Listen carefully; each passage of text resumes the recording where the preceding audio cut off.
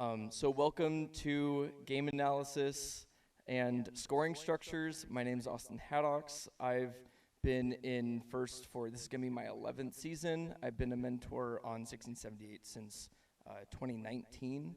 I am a strategy mentor, scouting, mechanical. So first of all, what is scoring and data analysis?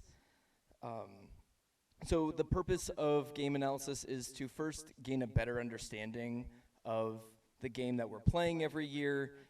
How do we score?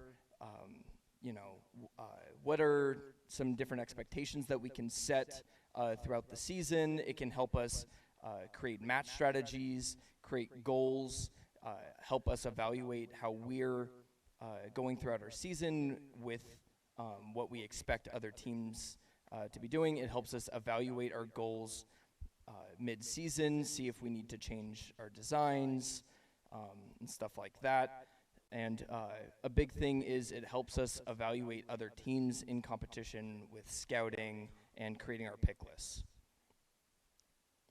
So there's two fundamental types of game analysis. There's holistic game analysis and there's quantitative or numerical game analysis. So a holistic approach to game analysis is, analyzing a game is using your understanding and knowledge of FRC history and knowing what kind of games were played in the past, how well did teams at different levels compete at those games, what kind of designs were successful in those previous games, and using that knowledge to evaluate the challenges that that are given to us at the beginning of the season. And there's the other type, which I personally find a little more fun, which is the numerical analysis, where we bring scoring to numbers and we evaluate that to try to make optimal decisions. So holistic tries to use previous experience and knowledge to evaluate, and numerical analysis, you come to it with almost a fresh mind and you're evaluating the game that's in front of you. So there's a few different ways that we can understand a game. We can we first have to understand the ways that we can score, what kind of scoring systems are apparent in that game. We need to be able to read the rules and understand the rules that are applicable in that game. And we need to use this to try to understand how we imagine the game to be played before any match is ever played. So there would be a slide about my golden rule number 1, which is learn FRC history. Every game is built upon what kind of games and challenges were successful in previous years. And so understanding that helps you gauge what your expectations are, when you're looking at your game, or looking at that game. Research what kind of tasks have happened in previous years. We know relatively, depending on the size of the goal and the size of the ball, looking at previous games, what kind of levels of shooter accuracy we can expect if we're looking at a game like this year. The top teams are scoring close to 100%, where other mid teams and newer teams are probably scoring anywhere from 30 to 50%. If we're looking at a game similar to 2017, though, even the top teams are scoring about 50 to 70% of their balls. And so evaluating previous games and knowing what the limitations for each of those tiers of teams is really important when you're looking at what your strategy should be coming into that year. So there's a lot of different ways that we can score in first. And so depending on the year, in Auto and Teleop, there's games that they have a single game piece that you score. Like this year, even though there were two different colors, we're shooting a single ball, right? or well, it's a single type of ball, right? You don't need to create multiple elements to score those game pieces, right? There's years that we have multiple elements. So if we're looking at 2017 is a really good example where we had to design robots that had to shoot small wiffle balls and also had to handle gears. Or 2019 where we had the big cargo as well as hatch panels. And so then there's also different types of scoring that we can see in these games where this year we have a lot of continuous scoring, which means that there's an unlimited amount of scoring where each form of or each ball that you score is worth 2 points in the high goal, right? Each ball that you score in the low goal is worth 1 point. Where in previous games there's some sort of threshold scoring where if you score a specific number of game pieces, you get a ranking point, or you score another set of points. And this can be linear, nonlinear, and we'll get into that in a second. And a really important thing for evaluating games is the scoring capped? So is there a max score either between the two alliances together or by for an alliance themselves? Is there a max number of game pieces that I can score? If we're looking at this year specifically, this game had no max score, right? There was, I guess, a theoretical limit or a realistic limit in terms of balls can come out so fast and you can only shoot so many, and you're gonna, if you're scoring them instantly, you're still gonna have to wait for them to be introduced to the field. But for the most part, you're not gonna be reaching that limit of scoring. And so that shouldn't affect your strategy. Where in games in like 2015, 2019, that limit of how much you can score affects your strategy, because there was a max amount, and depending on the match that you're in, you could be hitting that max, and so that would affect your strategy against the other alliance. So in terms of Endgame, there's games that have had single tasks, so grab this bar, pull up. We've seen tiered climbing, very similar to this year, where there were different rungs that we could climb on or different heights that we could climb to, and with that we can, each one was the more difficult or the higher you went, the more points you got. There were assisted tasks where you could climb for your opponents, or you could help your opponents, or sorry, not opponents, your alliance mates. You could work with your alliance mates to help them climb if they didn't have a climber. 2018 was a really good example of that, where we often saw teams carry a bot up with that climb, so that you only ever needed to have your robot climb to get that ranking point. Then we see, I hope it comes back. I don't think it's going to come back, but I sure hope so, where in 2011 they had ordinal ranking for the end game. So they had mini bots that would climb, and whether you were first, second, third, or fourth, you got a different amount of points. And so evaluating that point differential and seeing if that was worth the points was really important that year, because if you were first, or if you got second and fourth, you're down by 15 points that you have to make up, versus in a lot of games where you're just climbing, and each alliance can do that separate from one another. If you climb in the last 2 seconds, you can, and it has no bearing to whether the alliance, you're down or not compared to the other alliance. And we're now starting to see in the last, 5 or so years, that with ranking points, that we see thresholds. This year there was the threshold for scoring balls, and there was the threshold for endgame points, where we have to work with our alliances to score our ranking points. The goal of that, I think, is to move away from having one team being able to score ranking points on their own. I see that being kind of the way that First is moving with that. So I think that we're probably going to start seeing higher thresholds for these moving forward. So for different kind of scoring systems, and this is something I'll write out. So there's linear and nonlinear scoring. So with linear scoring, I score a game piece, I get that many points. And so it's pretty simple, right? This year, if I score a ball in the Heigl, I get 2 points. If I climb to the traversal, I get 15 points.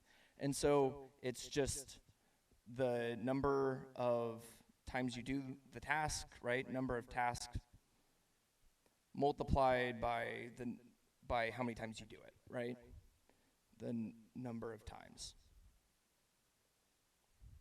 Where in nonlinear scoring, it's nonlinear. And so there's different ways that this can work. So in 2017, they had gears, where if you were scoring you got points based on how many rotors you had. And you got a rotor based on how many gears you were scoring. But each one that you scored didn't necessarily get you any points, and each rotor got increasingly difficult. So the first one that you scored, you got the rotor, which was 40 points. But then the next one that you scored, it wasn't enough to score that start that rotor. So you had to score 2 more to get that next rotor. And then I think it was 3 and then 4, or it might even have been 4 and then 6 or something like that. And so it gets increasingly difficult. And so when it comes to nonlinear scoring, it's really important to evaluate how much time is it taking me per game piece to score points. And is it worth it to score, to continue to score those game pieces instead of the other options that I have? Oh, sweet.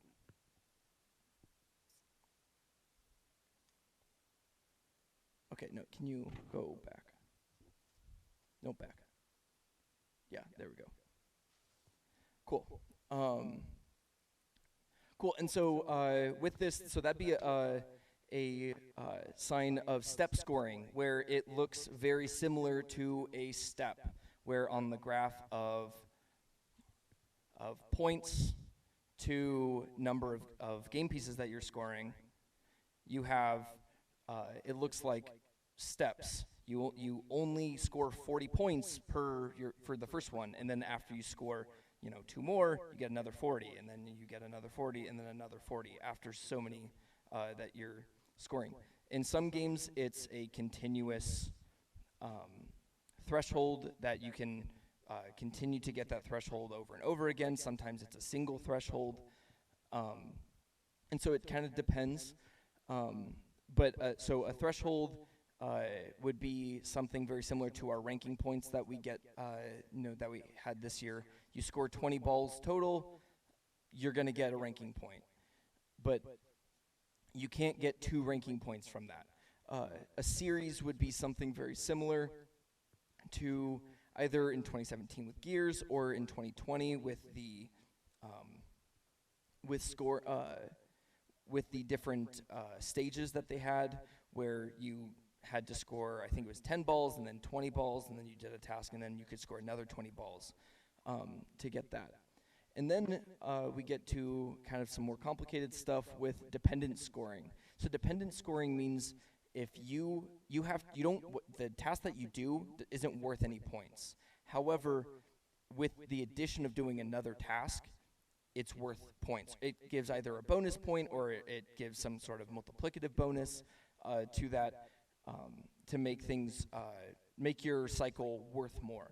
And so a really good example of that for a multiplicative bonus would be 2015, where they had trash cans. So if you would score your stack, it would be 2 points per tote that you had.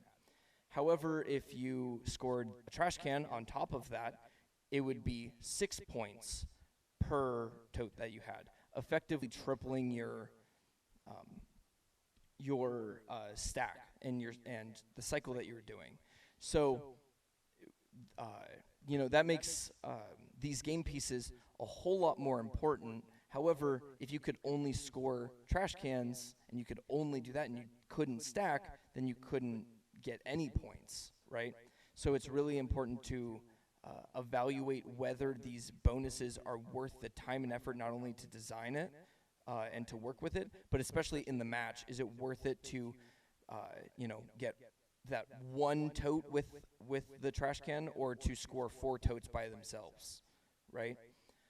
An additive bonus, a really good example was in 2014, where they had,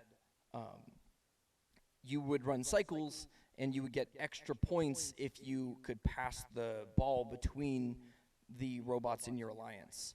And so if you got 10 points for scoring in the high goal and 1 point for scoring in the low goal.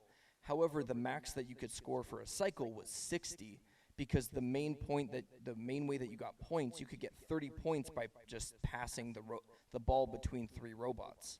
And so using that to evaluate the scoring in that game, you could see, and a lot of teams did, that scoring in the low goal was actually worth it, because you really got points from just doing a ton of cycles rather than scoring in the high goal. And then, my favorite, ordinal ranking. And so and then there's, like I said before, there's some games where there's a max score that could be either between alliances. So in 2015, there was a max score between the 2 alliances, or 2018 also had that, where there's a max amount of points between the 2 alliances, and if you scored 51% of those points, you win, compared to in a game like 2019, where the only way to guarantee a victory would be to score every single object and to get the max amount of climb points. Can you get the next slide? Cool. So just to kind of reiterate linear scoring, it's the same number. It's you get the same number of points for every time that you score, and so the big thing to focus on is focusing on constantly holding the max amount of carrying capacity, and focusing on how effectively you score. And so depending on the game, so if you're looking at this year, it was really important for every cycle for you to not waste the time with shooting 1 ball. It was really important to score 2 balls per cycle. But in some games, like 2020, you had a max carrying capacity of 5, and so focusing on accuracy wasn't necessarily as important, because if you're carrying the max capacity of 5, you have room for some error. Cool. So nonlinear scoring. So for step scoring, we want to focus on how many cycles are required for that next step to gain points, and we need to see if that extra time is worth the points.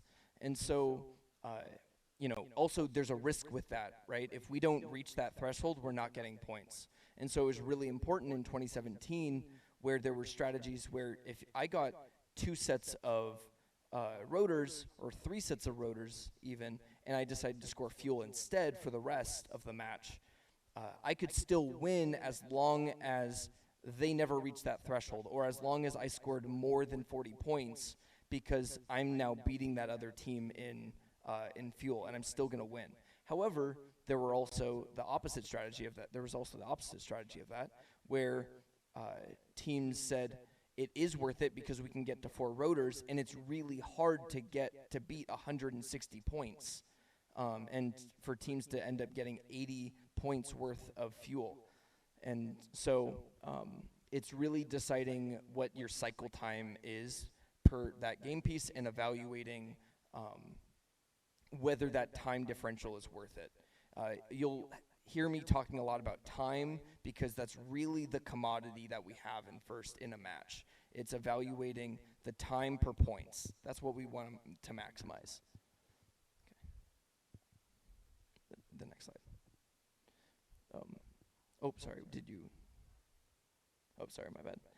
Okay, so for that, for when there's, so when there's bonuses in this nonlinear scoring setup, kind of like in 2015, we want to focus on what percentage of the max score comes from that cycle.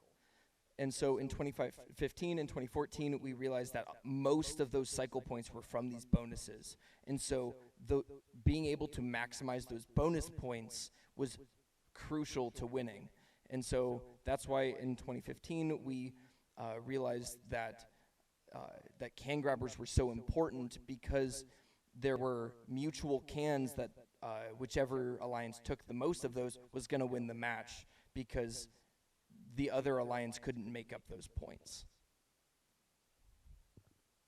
Cool. And so with max score versus unlimited scoring, with max score we want to focus, or sorry, with max number of game pieces being for a single alliance, so both alliances have every opportunity to score every game piece. We want to focus on scoring as much as we can and taking advantage of those of scoring at the most amount of opportunities to score, and we just need to stop them from scoring one cycle if we can, max out all those pieces. So like in 2011, that was really important, because it really wasn't all that hard if you got ahead in climbing to win the match and prevent your opponents from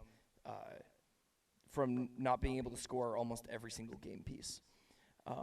Where when there's a max number of total points between the two alliances, like in 2018, we just need to score 51% of the points to guarantee our win, regardless of what the other alliance is doing. Or for every point that they don't score, that's 1 point less that you don't have to score, right? And then, with unlimited scoring, we need to focus on optimizing our score by scoring either more per cycle or scoring more cycles and increase our speed. And we need to realize that this is a multiplicative relationship. So it might be easier to increase how fast you score, but if you're only scoring one per cycle, it might be worth it to spend a lot of that effort to increase, your carrying capacity, or vice versa. It's really easy to have a score hold one more, but if you're only able to score 2 cycles, if you increase that to 3 cycles, you're still going to be scoring more points. So in terms of Kickoff, the tools that we have at our disposal are the game animation, the rules, and then the analysis and discussion that we have afterwards. So golden rule number 2, read the game manual. It's so important to understand the game. There's a lot of go-to sections that are always applicable. The arena, match play, scoring sections are really important for understanding how the game is played and what things are worth, where the rule violations and game rules are where you're going to be able to find niche strategies, or your niche strategies that you think of that, you might think, oh my gosh, I just broke the game. You realize, no, it's illegal, and so it's really important to know that coming into your discussion and when you're analyzing that. Golden rule number 3, spreadsheets. It's really an underutilized tool, and the power of that we can have in our discussions when we can create some sort of scoring calculator, and I'll talk about those in a little bit, to evaluate how we think the game is played and how we can optimize our scoring is so valuable. It doesn't need to be Excel. It doesn't have to be Google Sheets, but something that you can just quickly input stuff and find out how that score changes is invaluable to Kickoff. So for scoring calculators, there's kind of 3 different things. So have an input sheet. You can either have it for the alliance as a whole or per robot, and have some way that you can edit those inputs, and so that you can just test out different things, and then use that use those inputs and use that to calculate what the total for the alliance would be. The points and ranking points that you'll see, and so then you can try out those trade-offs that you think are really important during kickoff. And so, for example, in 2019, a lot of teams, thought it was worth it to focus on hatches and cargo. But in reality, because of the null hatch panels that they had, most teams could win a match with just scoring cargo in the cargo ship, and being that cargo specialist could win you most matches. And so there really wasn't a whole need to score hatch panels for a lot of teams. And so, but you wouldn't have realized that if you didn't have a scoring calculator. Or for us, we thought that doing a triple climb that year was invaluable and was required to win matches. And after I did a scoring calculator later in the season and I evaluated it, I realized, no, you really need a double climb. And if I did that during kickoff, maybe things would have turned out differently. Okay, next slide. So here is, no, you're welcome to come on in. Yeah, take a seat. So here is a example of a scoring calculator that one of our students did for our strategy homework, where I believe this was this last year, where she had it that we would input the number of low goals and high goals during auto, and whether they taxied in a match. And so then they would also input the number of low goals and high goals that they scored during teleop. Yeah, hey guys, head to the back.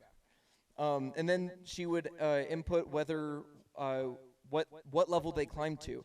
And so with that, we can calculate the number of points that each team scored, and we can then calculate what the alliance score would be, how many ranking points we have, and we can just test through different strategies or different different trade-offs for splitting the field maybe, or whether triple offense versus defense, 2 offense and 1 defense would work. And this is just a quick and dirty way of evaluating a game, and I can't state how important this is for evaluating the game, especially during kickoff when you don't know how it's going to be played. So golden rule number 4 is understanding cycles. So it's really important to understand what a cycle is in a game. So this year it's find 2 balls and score. But those balls can come anywhere in the field, so your cycles could be really close to each other, one after another, or they could be really far from each other. Some years you need to go across the entire field to score your cycle, to score the game piece. But for most years now, we're starting to see half field cycles. But Karthik, he used to be a mentor on 1114. Some people say the father of modern FRC strategy. And he has the rule of 248, where under perfect conditions, teams will score, a low tier team will score 2 full field cycles in a match. A mid tier team will score 4, and the top teams, the best in the world, will score 8. But that's under perfect conditions, which means no defense. In your shop, you're perfectly able to see everything, not behind the glass, you're not sweating, you're not nervous. And so, in reality, teams are going to be scoring, 6 cycles. The top teams are going to be scoring 6 cycles, and, mid-tier team is going to be scoring 3. So, two mid-tier teams can totally take on a top-tier team, and that's where that either playing defense to slow them down or getting that third robot to overcome that difference is really important. And so this year we see teams are scoring a lot more cycles, but the reason for that is because they're not moving the full field. Most of their cycles are within 5 feet of each other, and so it's not taking teams nearly as long to pick up balls. Okay, next slide. Okay, so during the season, next slide. There's evaluating for competitions, for scouting purposes, and then we have two tools that we can use. We can use our numerical analysis, and then there's data visualization. So golden rule number 5, watch competitions. It's really important to watch competitions, especially the ones that you're not competing in, because there's going to be strategies that come up and that you're not aware of. There's going to be important, autos. It's important to see how your strategies stack up to others. This year specifically, there were a lot of regions that tried triple offense, or that defense wasn't very prevalent. And once we saw that those alliances faced up against other alliances that played defense on them, we realized that triple offense really didn't work for most matches, and it really was only special conditions in which triple offense really applied. And so another really important thing is that watching competitions to evaluate how defense is played against different types of robots. So we saw this year that either zone, depending on the robot, zone defense, where you're kind of you're playing defense on any team that comes into your area, or you play man defense, where you're specifically staying on a robot the entire match and trying to slow them down for the entire match specifically. And so seeing how different types of robots are affected by different types of defense, because some competitions you're either not going to see effective defense, or you're not going to be able to see how it's played on those top robots, or other robots that you might be playing at your future competitions. So for scouting, it's how many teams here scout? Okay, so with scouting, it's really important to evaluate what data you're collecting on each team. You decide what data fields are important for evaluating a team's performance, whether that's for alliance selection, or that's for your match, where a team says that they can score 10 balls a match, and then you say, no, I see that you're scoring 5. That drastically changes how you're evaluating how you create your match strategy, right? And so in match, or then it also assists with pick list creation when you're deciding between two possible robots that you think are pretty even. There might be some specific fields. We realized that one that was really important for us this last year was climb success rate. So how many times did they try to climb to the traversal, and how many times did they do so? Because we realized that there were a few robots that they didn't climb to the traversal a lot, but every time that they tried, they got it every time. So in a lot of matches, they were left on the field to score, and so if we didn't have that field, we wouldn't have realized that they were a really good team to pick, and we wouldn't have picked them.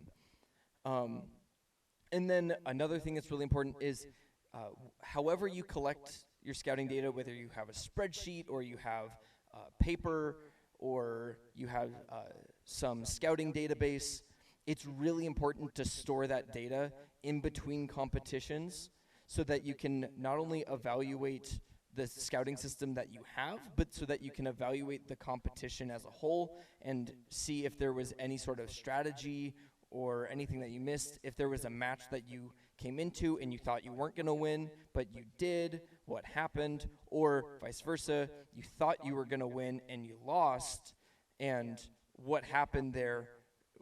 Did this team just score a ton of balls or what? And it's really good for evaluating and changing your goals for the season.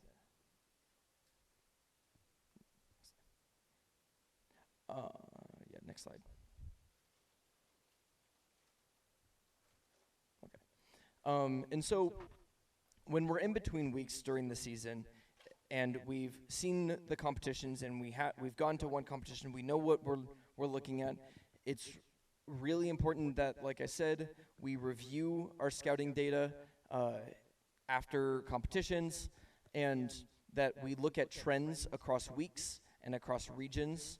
So are we seeing different types of strategies in different areas, in different parts of the country or parts of the world? And how much are they scoring, or how do matches change in those regions? And are teams starting to hit a plateau, that they're starting to hit the threshold of what teams can really score, or are teams doing something that is drastically increasing their scoring ability in that match? As the season continues on, especially for teams that have late week regionals, so like SVR is always a week 6. So for teams that often go there, pre-scouting is really important. You're going to be able to use that scouting data, and using that the Blue Alliance and other databases to figure out what teams you need to worry about, and then you can help create strategies against them. How are we going to stop this team? How are we going to stop the Poofs in this match if we're playing against them? Or how do we imagine a team will try to stop them if we're in a match with them? And adjust your expectations as the season goes on. So if you're playing and you're not scoring as much, well, you can change your goals instead of maybe being the lead scorer, maybe changing your robot so that you become a logo specialist, or focus on, we can either increase our climb from a mid to a high, or we can fix the shooter so we can actually shoot, right? And so that can help make design decisions throughout the season to increase your performance. Yeah.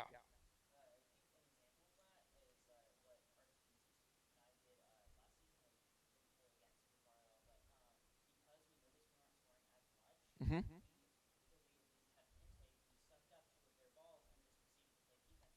Absolutely, right? You change your strategy based on seeing how your robot was performing, right? And that self-reflection is super important in first, and evaluating what your strengths and your weaknesses are, and either whether you need to compensate for those weaknesses and fix those, or focus on your strengths and disregard the things that you're not good at. So golden rule number 6, the Sykes database. Who here knows what that is? Okay, so Caleb Sykes is, I don't remember the team that he used to be a mentor for, but so he collects data from the Blue Alliance for every robot in every competition, in every week, every year. And so he runs, I believe it's least squares regression, but anyway, he runs a regression to use the Blue Alliance data to evaluate how much each robot was scoring in a lot of different fields. So auto high goals, teleop high goals, low goals, the amount of points that they're scoring, climbing, you name it, the amount of fouls that they're committing. And so you can use that to pre-scout. You can use that to pre-scout. You can use that to evaluate teams in other regions, and you can create graphs to to visualize how teams are competing across the season. And it's because you're not going to be able to watch every single competition at every week. You're going to be able to watch fun, but that's only going to give you some highlights. This is going to give you, every single robot, not just the top teams, and it's going to be a great source, even to evaluate your own team. Cool. So for data visualization, there's really 3 main types that we can do. We can create graphs, charts, and tables. And then there's dashboards that's kind of the mixture of multiple of those, where a graph is going to say a simple graph, how much, based on certain variables, are we, showing each team is scoring X amount, and it's showing that across a certain variable. A chart is going to show, instead of it being across numerical variables, it's going to show it based on, teams or competition, or matches. And tables are going to show a lot of information, and you're going to be able to find, text and find individual cell data on that. The best data visualization, it can really anything just to get some sort of visual representation of whatever you're trying to evaluate. But personally, I've been using Tableau for 8 or 9 years. It's great, and they give first teams free licenses, and schools can sign up to create classes for free licenses. So it's a great tool. It's super easy. There's a lot of videos, especially on their community page. Microsoft Power BI, I believe it's free. It might not be. I don't know. But it's very similar to Tableau. And then there's Excel and Google Sheets, where you can just take the data that you have in those spreadsheets, select it, and make graphs. This is the 1918's yearly display that they have. It's an interactive dashboard where they have the total auto and endgame points versus the total tele points. And so you can evaluate, where are most teams competing at, what are the thresholds that you need to score as a goal to compete against certain teams. And they even have filters on it, so you can split it by week, competition, team name, districts, specific events. And then they have the total points per category for each team. And so you can see, the different corners. So a team that's up here is going to be scoring a lot of auto and endgame points, but not a lot of tele points. Teams over here are going to be scoring a lot of tele points, but not a lot of auto and endgame points. And teams up here are going to be scoring a lot of both. And so just to quickly summarize, the 2 types of analysis would be holistic and numerical. So holistic is kind of just getting an overall approach using previous knowledge and expertise to evaluate a game. I know these strategies work because I've seen them work before, where a numerical or quantitative analysis is going to be taking the amount of points that things are worth and evaluating a lot more of trade-offs.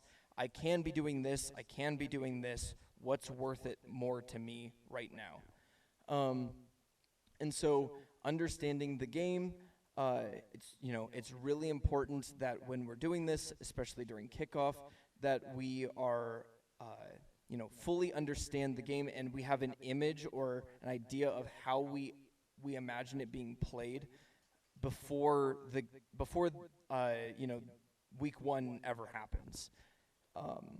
And then different scoring systems, it's really important to evaluate whether it's a linear or non-linear game, or if there's aspects of both, and whether there's max scoring or we can score an unlimited amount of game pieces. And use using that, we can kind of create a cheat sheet for our strategy for that year. For kickoff, it's really important that to try to create some sort of scoring calculator so you can help evaluate what the points are. Obviously, read the rules for that, but if we can create some sort of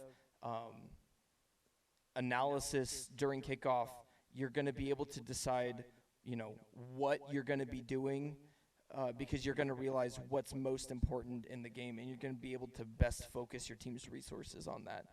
And then competition season, watch other competitions, evaluate, not only how you're performing, but how other teams are performing, watch their strategies, and take advantage of the databases that are out there. Caleb Sykes is not the only database that is out there every year. I can't think of any others off the top of my head, but I know that there's a few out there, and they are great resources for evaluating competitions that you weren't able to watch. And so obviously great resources for this would be Chief Delphi.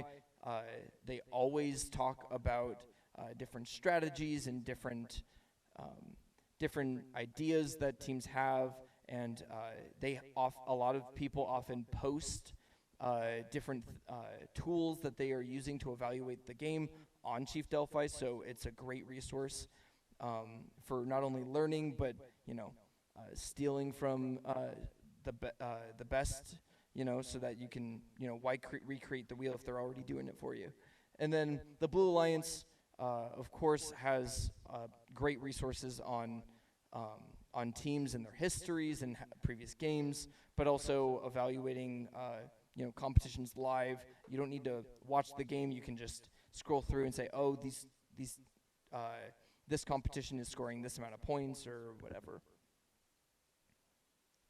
And so thanks for sitting through the talk. Thanks for sitting through the technical difficulties in the beginning. I'm Austin.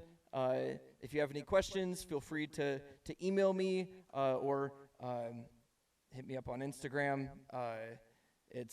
I'm always happy to talk strategy.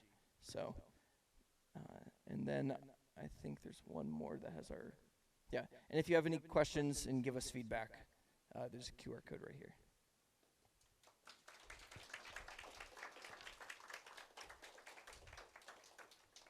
So if anyone has any questions, yeah. Yeah.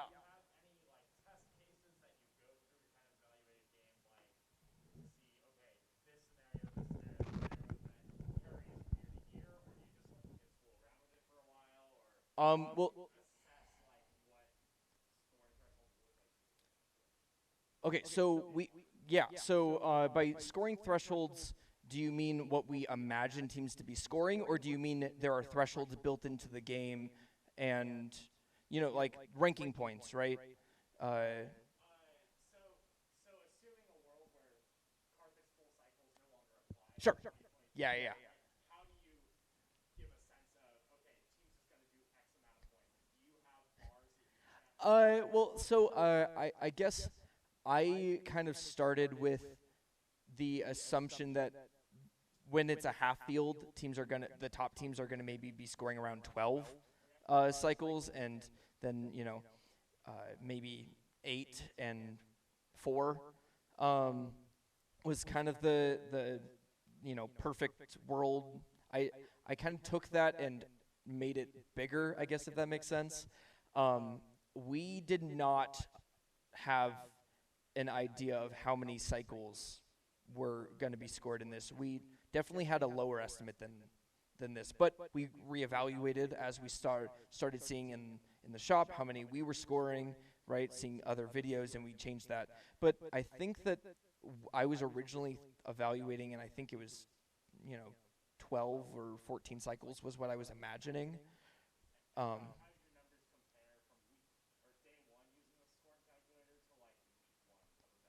My scoring calculator, I made a match simulator later in the season, right before week 1, and I think we were about scoring 14. I think we were scoring 20 something a match. So I think we were having 14 cycles, with including mixed shots. So I think I was pretty close to week 1. We did not realize how good teams were going to get throughout the season, though. But for the most part, you can see the scoring calculator is really useful for evaluating trade-offs between different tasks. You have, especially when there's 2 different tasks you can do, it's really important for that. Or we only have enough resources to focus on a climber. Or we can spend a lot of our resources to get a traversal climb. Or we can have a high goal shot, right? Which one's worth it? If you can only have a mid climb or a climb that's going to be linking, right? You're scoring an extra 9 points. So to do so, you're going to have to score 5 balls. So do I expect us to be scoring that much, right?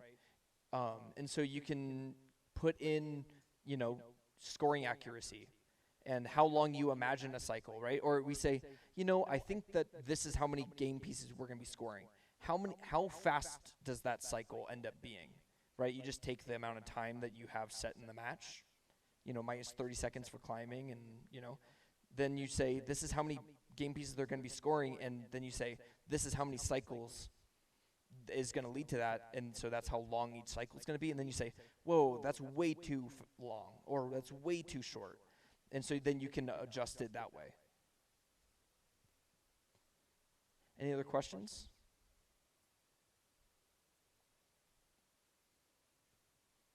Awesome. Well, thank you so much, guys.